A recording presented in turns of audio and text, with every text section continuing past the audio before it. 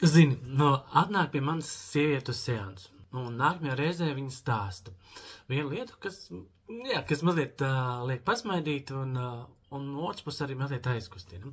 Jo tas, kas ir, kad stāsts par vīru un par attiecībām šajā gadījumā.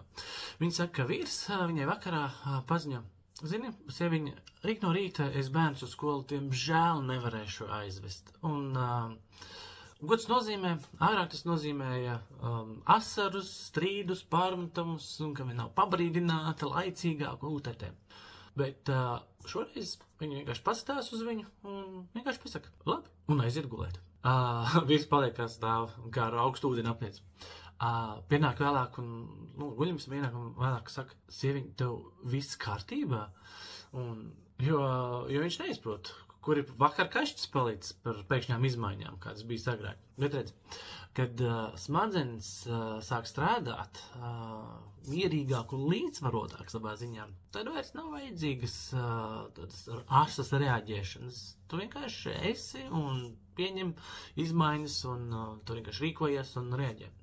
Un tas, protams, maina ļoti, ļoti daudz. Tas maina tā cilvēku dzīvē, tas maina tās ģimenes dzīvē, tas maina attiecības un arī pašiem bērniem.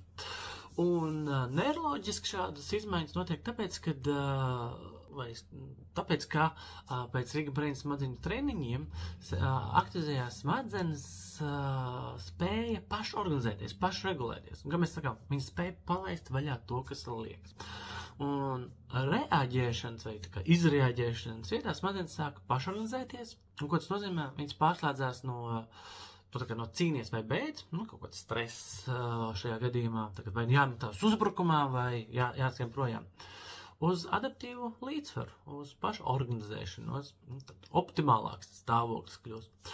Un tas ietekmē, protams, ne tikai miegu vai koncentrēšanos, tas ietekmē ar šo te emocionālo noturību, reakcijas ātrumu, kas notiekās, un, protams, arī cilvēciskās attiecības. Un tieši tāpēc šādi mazi, dažreiz pat kuriozi stāsti ir ļoti dziļi un ļoti pamācoši, un viņi ir iespējami. Tāpēc, lai jums skaisti pagriezieni jūsu dzīvēs. Čau!